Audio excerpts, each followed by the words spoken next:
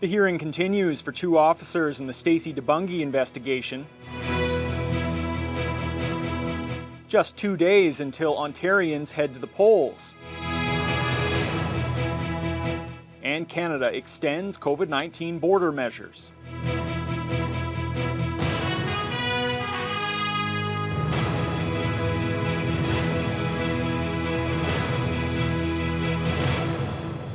Good evening and thank you for joining us. Today was the second day of the hearing against two Thunder Bay police officers accused of misconduct during the 2015 death investigation of Stacey DeBungy. 4 witnesses took the stand today, and there was also a site visit at the McIntyre River where DeBungy's body was found. Vasilios Bellos has more. Thunder Bay Police Staff Sergeant Sean Harrison and Detective Sean Whipple both face allegations of failure to perform the duties of a police officer and failure to treat persons equally. Day 2 of the hearing saw witness testimony from city spokesperson Chris Adams.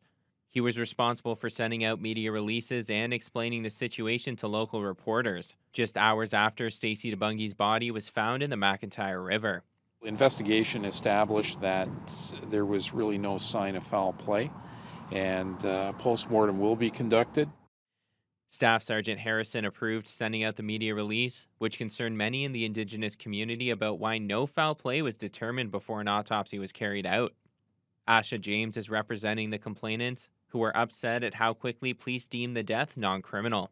It conveys a message that the investigation had reached that conclusion, and that it was seen by Stacey's family and the community as Rainy River as being premature.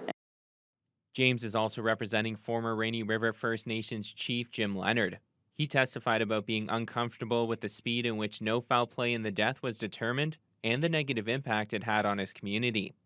Day 2 also saw testimony from 2 fellow police officers who both stated they never heard Harrison or Whipple make racist remarks. Later in the proceedings, the decision was made to visit the site where DeBungy's body was found. David Butt, who is representing the 2 officers, brought forward the idea, believing it will help address some of the criticisms against their investigation methods and provide the group with a better understanding of DeBungy's death. James had no issues with the visit, but questioned its merit. With the passage of time, I'm not sure how reflective it's going to be of what was happening at the time in October of 2015. Proceedings will resume tomorrow morning at the Prince Arthur Hotel, with a link available on the Thunder Bay Police YouTube channel. There are 3 weeks set aside for the hearing in June, with 2 more set for September if needed. Vasilios Bellos, TBT News. A verdict date has been set for a local homicide case. 26-year-old Jonathan Yellowhead will learn his fate on July 29th. Yellowhead is pleading not guilty to manslaughter in connection with the death of 17-year-old Braden Jacob in December of 2018. The Webequie First Nation youth was in the city for an appointment when he went missing and was later found dead at Chapels Park. The 7-day trial was held in April, with 14 witnesses called to testify. Yellowhead's lawyer argued that city police were under pressure to make an arrest and failed to look at other potential suspects. The Crown Attorney admitted that much of the evidence in the case is circumstantial, but when taken as a whole, she said it leads to the reasonable conclusion that Yellowhead is responsible for Jacob's death. With just 2 days until the provincial election, a website that projects riding results is predicting a tight race in Thunder Bay Superior North. The site 338 Canada is leaning towards a Liberal win, but has the NDP within striking distance and the PCs a close third. Lee Noonan spoke to the candidates from those parties today to find out how they're feeling about their chances. 388 Canada's projections are leaning towards a win for Liberal candidate Shelby Chung, giving the Liberals an 86% chance of holding the seat, with the NDP's Lise Vaugeois at 14%.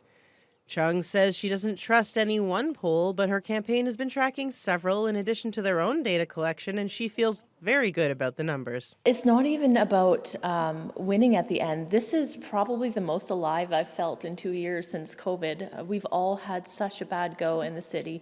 And I'm an extreme extrovert, and this is actually a really nice opportunity just to get out and make up for lost time talking to people. So I'm feeling really good, and it's looking like it's going to be a Liberal win for Thunder Bay Superior North. The website is projecting 39% support for Chung, 32% for Vaugeois, and 19% for PC candidate Peng Yu. There's a margin of error of between 6 and 9% for each projection. Lise Vaugeois says she doesn't pay much attention to polling, but her team is collecting their own data, and they say they're really happy with how things are going. We have had very good reception at the doors. I believe that many people have seen the debates and are impressed because we are there for people. The NDP has always fought for the public services that everybody depends on, and that's what I'm saying to people at the door, and people are responding to that. We've had 30 years of cuts to those core services, and we can't accept that.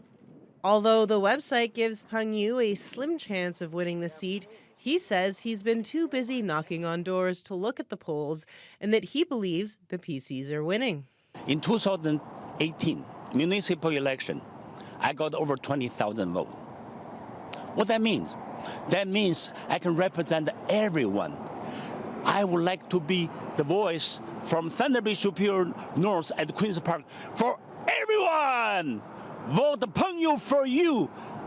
I work hard for you. I thank you. We will win together. 338 Canada uses a statistical model based on a variety of polls, electoral history, and demographic data to make its predictions. They claim an 84% accuracy when leaning towards a candidate. But in the end, the only poll that matters is the one voters will be heading to this Thursday. Lee Noonan, TBT News. And that day is just a couple of days away, and more than 1 million people across the province have already cast their ballots in advanced polls. Siobhan Morris has the latest from the party leaders on the campaign trail. Appearing alongside nurses for a second day, the NDP is again spotlighting a top voter concern. We can fix what's broken in our healthcare system. We can hire more nurses. We can respect them and make sure that we are adding more supports to the ones that are there right now. Stephen Del Duca also zeroed in on healthcare, but with an anti-Ford bent. He wants to privatize. He wants to deliver more cuts. He wants to deliver chaos. Ontario Liberals will not let that happen. Del Duca points to the use of private hospitals to help clear the pandemic surgical backlog as evidence of privatization creep.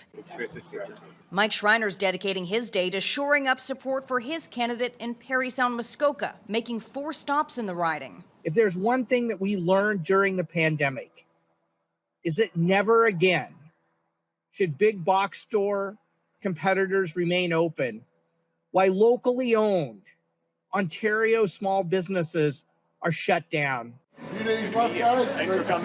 After visiting Ottawa and Windsor Monday, Doug Ford is campaigning in Niagara today in a riding the PCs are trying to take from the NDP.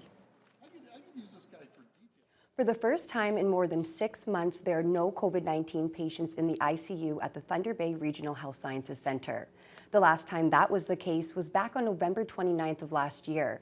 There are 23 COVID patients in hospital overall. That's the fewest in more than 4 weeks. The hospital's occupancy rate now sits at 104.6%, while intensive care is nearly 82% full. On the vaccination front, about 1,600 shots were administered last week across the Thunder Bay district. That's down from more than 2,100 the week before. The vast majority were 4th doses to people 60 and older. There is one new COVID-19 outbreak today in a long-term care home. It's at Pioneer Ridge in Plaza 1. There are now 6 outbreaks in high-risk settings across the Thunder Bay District Health Unit's catchment area. High winds gusting up to 60 kilometers an hour led to numerous power outages in the Thunder Bay area today. Hydro One has been dealing with nearly 50 outages. Synergy North workers also had their hands full, mainly due to falling trees and branches, and motorists were asked to avoid a section of Oliver Road between Beckwick and Maple Ward Roads this afternoon as city fire crews dealt with a brush fire and downed hydro lines in the area. On a water main break that caused a large sinkhole yesterday at the intersection of Arthur and Edward Streets. Sewer and water officials say they were able to repair the ruptured water main around 11 o'clock last night and restore water service to the affected customers. A pull truck was also brought in to ensure the traffic light didn't collapse into the sinkhole. Further inspection determined the leaking water was entering an abandoned storm sewer underground. The next steps are to cap the storm sewer and then reinstall the catch basin. Workers began the repairs late this afternoon and are hoping the intersection will be fully reopened to drivers by tomorrow. The flooding situation in Sioux Lookout has gotten worse over the past couple of weeks. A state of emergency has already been declared in the community, and now the mayor is calling on the province to declare the region a flood zone. This was what Lakeshore Drive, which runs along Pelican Lake, looked like on May 17th. But fast forward 2 weeks and the water has now forced the barriers to be raised even further, affecting almost 24 homes and forcing some residents to evacuate. Meanwhile, the river that feeds the lake has risen over its banks and has flooded a local hotel and a restaurant and forced the closure of the bypass road. Sioux Lookout Mayor Doug Lawrence says that's forced heavy traffic to be rerouted through town, which has then caused damage to infrastructure that isn't meant for large vehicles. We've been asking them to do what they have to do to open it, i.e. put some fill over it and keep traffic moving over it. And we have not had a positive response yet. What's happened, all the heavy traffic is now coming through town, and on Wellington Avenue, the lake actually creeps back through storm systems, has saturated the soil below Wellington, and heavy traffic is now broken pipes in that area, sewer pipes. Lawrence is asking the Ministry of Municipal Affairs and Housing to declare the western side of the region from Red Lake down to Fort Francis as a flood zone to allow residents to easily apply for support. Gas prices in Thunder Bay have hit an all-time high. A number of stations around the city have jacked up their prices to $2.16.9 per litre. The previous record price was set on May 17th, when several stations charged $2.12.9. Starting last night, a number of gas bars raised their prices to $2.16, including 5 local Esso stations, the Canadian Tire gas bar on Fort William Road and the Mobile station on Memorial Avenue. There's a wide range of prices at other stations across the city, with some still under $2 a litre. Prices on the Fort William First Nation range from $1.75 to $1.82. According to OntarioGasPrices.com, the average cost across the province today is just over $2 per litre. After a very successful fundraising event last year, the Integrity Tour is coming back in 2022. This year's event is being presented by Thunder Bay Harley-Davidson and includes a raffle for a high-end motorcycle. The first Integrity Tour was held last September. It turned out to be a big hit as hundreds of people came out to participate in games, see some live music, and participate in a group motorcycle ride around the area. Integrity Tour founder Jeremy Haneke hopes to see even bigger numbers this year with the addition of the raffle for a 2022 Street Glide worth $32,000. All money raised goes to support Camp Quality, which provides children with cancer a week-long summer camp and year-round programming and support. Haneke says the cause is near and dear to his heart as his son has attended the camp in the past. Even if they're in ongoing treatment, if they can make it, they provide the services to allow that to happen. So, kids who are in remission as well as kids who are going through it, so they get to mix and see the success stories and just the warm and fuzzies all around. It's really good for these kids. I think it's going to be really great. Hopefully the community comes out and supports the event. On the website, there is going to be an itinerary of the actual event so people know what's involved. So check it out. This year's Integrity Tour is being held on July 15th and 16th at Mount Baldy, with overnight camping available for participants. The annual Special Olympics charity basketball game was back in action at Hammersholt High School this week. And it wasn't just a thrilling game, there was also a heartwarming halftime event featuring special needs athletes. Mitchell Ringos has the story. This was the third time the charity basketball game has been hosted at Hammersholt and saw a fully packed gym for the much anticipated event. All funds raised from the game were in support of Special Olympics Thunder Bay, which helps support special ed students to live the full lives they deserve. Hammersholt teacher Lisa McLeod says it was amazing to see all the work that went into the charity game and explained how the funds were raised. Yeah, so we have baking for sale, all the ticket sales, $3 to get into the game. All of the money will go back to Special Olympics. So all the baking, popcorn, all of the different tickets will all go back. And the away team was a mix of law enforcement and Lakehead Thunderwolves basketball players going against the Hammersholt varsity team. And it was a back and forth game all the way through, with some school favorites hitting deep threes and the away team throwing down powerful dunks. One of the law enforcement members, City Police Sergeant Joe Dampierre, says it was an honor to once again take part. City Police have been trying to get together with community organizations, school groups, to just raise awareness around Special Olympics and just to help build, community inclusion. And it's a great time for everybody that's involved. And the most exciting part of the whole game was the halftime event featuring a friendly game between Hammersholt and Westgate's special need athletes.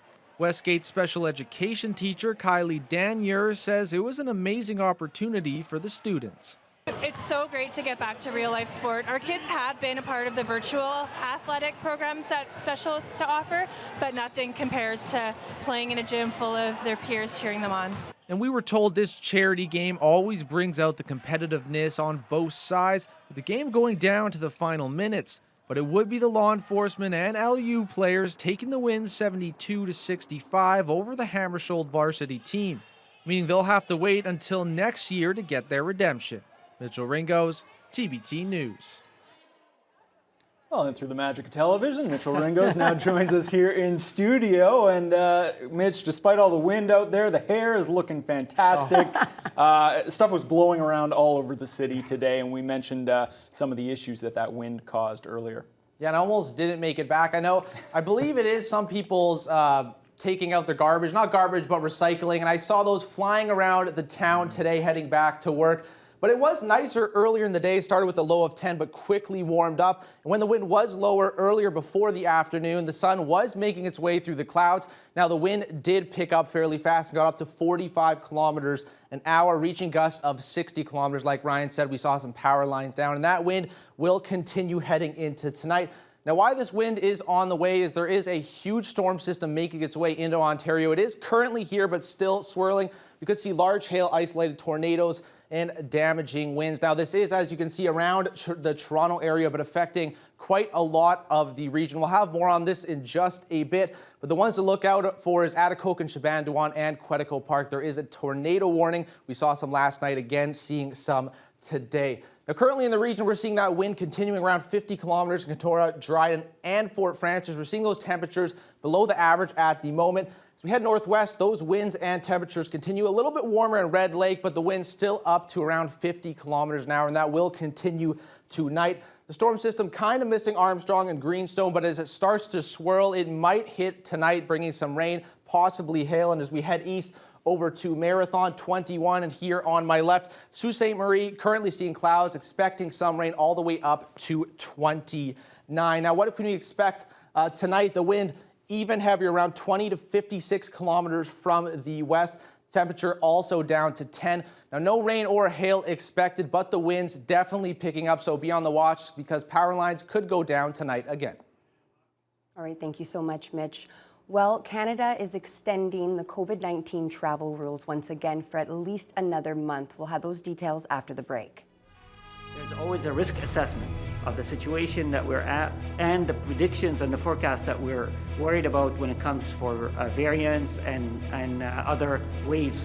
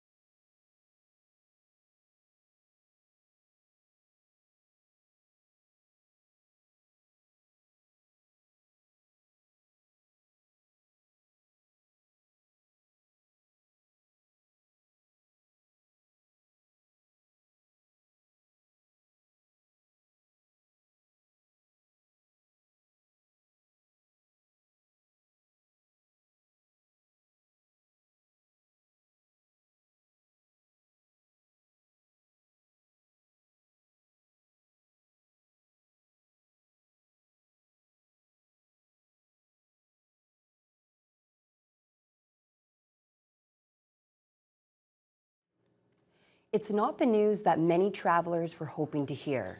Yeah, not at all. The federal government is again extending current border measures for those entering Canada until at least June 30th. That means all travelers will still be required to submit their information in ArriveCan through the app or website. Now, this comes amidst calls for the federal government to address ongoing travel delays and long lines at Canadian airports. The decision now before us, because we've always had to strike a balance between protecting public health and ensuring fluidity and movement of our economy and our passengers.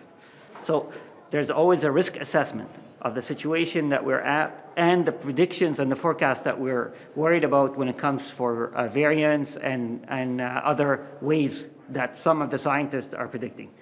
So there's obviously a discussion to strike the right balance. There have been growing calls for the federal government to actually lift travel requirements, which have been cited as one of the causes of those airport delays. A scathing Auditor General report accuses the government of failing to protect some of Canada's most vulnerable. Karen Hogan says Ottawa is failing to act on promises it made to veterans and on fighting systemic racism and poverty. Kevin Gallagher has more. The Auditor General warned Indigenous and Black people were overrepresented in Canadian prisons 6 years ago. Today, Karen Hogan says she's seen little action to fix the problem. I just expect better from the government. I think Canadians expect better from its government.